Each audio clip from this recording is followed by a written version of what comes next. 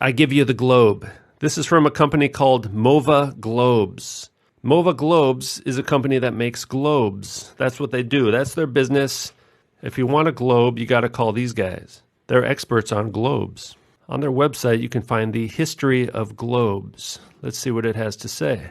In the 16th century, globes became very relevant beginning in the 15th and 16th centuries. The earliest surviving globe was designed by a German geographer in 1492, just as Columbus was embarking on his journeys to the west. Yet, contrary to what you might think, globes were not initially used for navigating the seas, nor recording of new discoveries. Rather, globes were given to powerful rulers as gifts, as they symbolized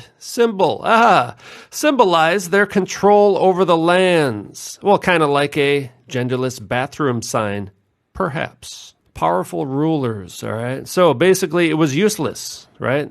The sailors could not use the globe because it was useless, all right? This is from 1492 right here, all right?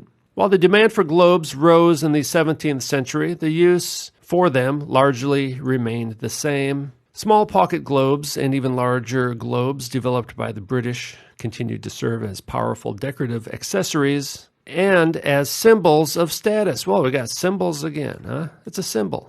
Nevertheless, maps were updated and new discoveries were recorded so that many globes could still serve a practical use.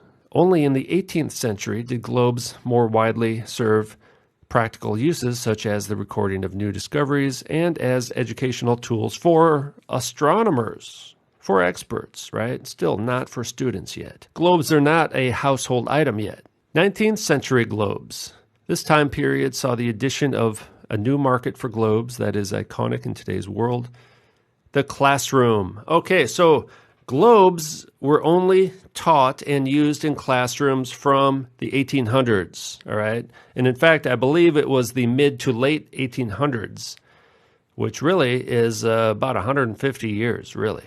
Globes have only been used by the common people for about 150 years. And nobody knew, right? The first images of the Earth from space, a really grainy, bad photo. The next one was during the Apollo mission to the moon landing in 1969. And a BBC documentary, even mainstream media has proven that to be a fraud. It was simply a transparent painting set on top of a round window or light. So it looked, and the rest of it was dark. So it looked like it would look like film footage of the Earth from space, surrounded by the blackness of space. And it was 1969. That's really when people were like, "Oh, I guess the Earth really is a globe." 1969 was the first confirmation that Earth was actually a globe, and that confirmation has now been proven to be false, using mass media to indoctrinate the masses, to brainwash people, right? So the classroom as a place to indoctrinate children with the idea of a globe. This began in the late 1800s. Thus, many globes were made into smaller sizes for easier portability and, of course, to conform to children's needs. Children. All right, so this little globe here was a very important tool for shaping our worldview. A new idea was put into the classroom to change people's worldview at a very young age, right? To imprint an entirely new worldview based on no evidence. Probably was a good business to be in at the time, right? The globe business. We got to brainwash the masses. We need more globes. Put that thing in a classroom, everyone will believe a lie. Then make a few Star Wars movies, Star Trek, science fiction, comic books, movies. Yeah, they'll believe it.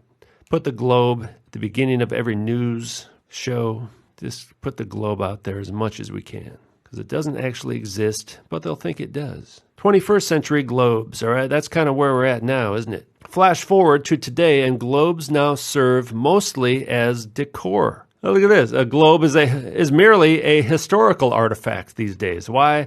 Because we know it's false. We know it doesn't symbolize anything. It's a lie. All right? It's only merely a historical artifact according to the Globe Company themselves. They admit the globe is merely a historical artifact, a curiosity, a freak show.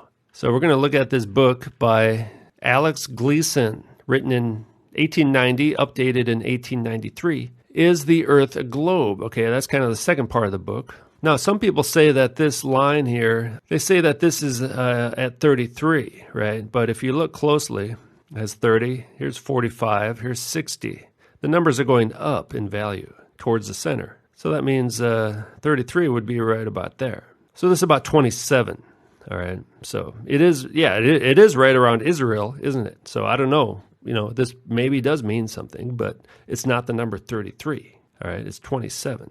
So basically what happened, he wanted to put this map in classrooms to fight against the globes that were being pushed out. He recognized that the Masons were putting globes in the school to brainwash children. He knew what was going on. And so he made this map 1892. He wrote the book around the same time, late 1800s, just at the same time that they were pushing the globe down people's throats, all right? And indoctrinating helpless, innocent little children who didn't have any critical thinking skills. They just soak up whatever the adults tell them, right? I actually asked a university student once, I said, why do you believe the Earth is a globe? He said, because my teacher told me, and it said it in the textbook. That was his answer. It's hopeless, really, right? Come on, use your brain, man. So they were indoctrinating children with the globe. This guy said, hey, I want to put this map in schools instead. Let's see what he has to say about this. So right here, page 350, towards the end of the book, he's saying, a new circular map of the world and longitude and time calculator, all right? We have prepared a new map of the world as it is. The great advantage to the child or pupil are these. Okay, so this is why, this is the purpose, all right? The purpose of making this map. Now, part of it was to be used as a time chart, but really, I think that's kind of a cover, actually. He wanted it to make it look like a clock, really, right? But I think this is the real purpose, and this is what it actually says, right? The great advantage to the child or pupil are these. The whole world is before the person, with all its continents, countries, etc., in their detail and relative location. So it's a relative location. It doesn't say exact, right? Relative location, the one to the other, and so is the geography of the earth and seas established in the mind. The geography of the earth and seas and the relative location of all the different places, the basic shape of the earth and layout of the continents and seas, he wanted that to be established in the mind, especially of the child, so that at least have a chance to fight back against the globe. The map should hang in the house of every family in the land as well as every office or public place. The publishing company have ready a large wall map for schoolrooms and public places. The company will not only supply the United States, but the world, and very soon the globe map and Mercator's projection will not be found. So he wanted to replace the globe, which was booming during that time, and also the Mercator projection. He wanted to put his map up there so people could see what was really going on.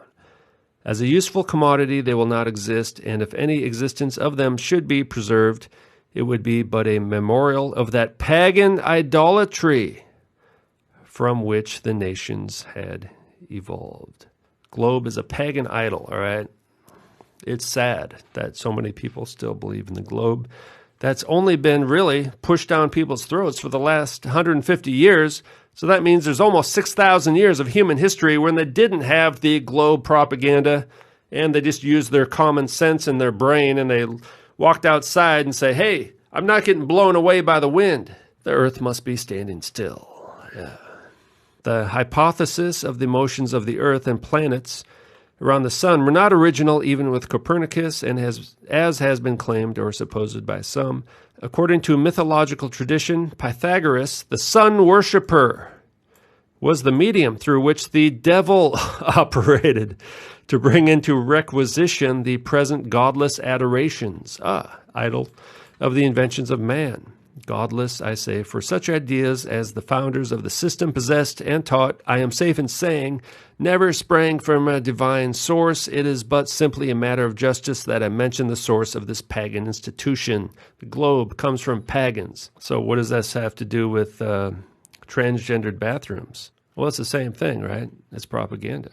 And they've discovered they can brainwash entire generations within one generation, you know. If you brainwash everybody in one generation, then the worldview changes. So now they're trying to do the same thing. People do not have two genders anymore. In fact, we live in this world now. They have changed the laws, just like it said in Daniel. They'll change the laws in times. All right, so the Antichrist is working right now in the world, changing laws and times, definitions, right? Now they're changing not the shape of the earth, they're changing what it means to be human. And they're trying to tempt us into thinking we can become gods, which is what they've always done. Basically, what's going on is alchemy. There's the great hermaphrodite, all right? This is classic Freemasonic images right here. Look at that stuff. It's a hermaphrodite, right? It's the androgyne, both male and female, right? This is what it's all about for these people. This is their whole deal. For them, this is salvation, the philosopher's stone. This is the ultimate in enlightenment, right? Look at this. Rebus. This so-called Star of David is not the Star of David. It's two triangles, right? One upside down, one pointing up. The one pointing down represents the female. I believe this is the moon. And then the one pointing up is the male, the sun. Sun and the moon, you know, male, female combined into one. You got these different planet symbols here. The rebus, representing the union of opposites, is one of the most famous symbols in alchemy. Yeah. The mixture or union of elements or substances figured as marriage, copulation, united of male and female, or brother and sister, or king and queen, sometimes to form an androgyne. Alchemy is based on the Hermetic view that man had become divided within himself, separated into two sexes, at the fall in the Garden of Eden, and could only regain his integral Adamic state when the opposing forces within him were reconciled. Androgynous Adam, created in the image of their androgynous God. All right, that's the Freemasonic world we live in. That's what they're doing to our children right now. I simply call it the transpocalypse.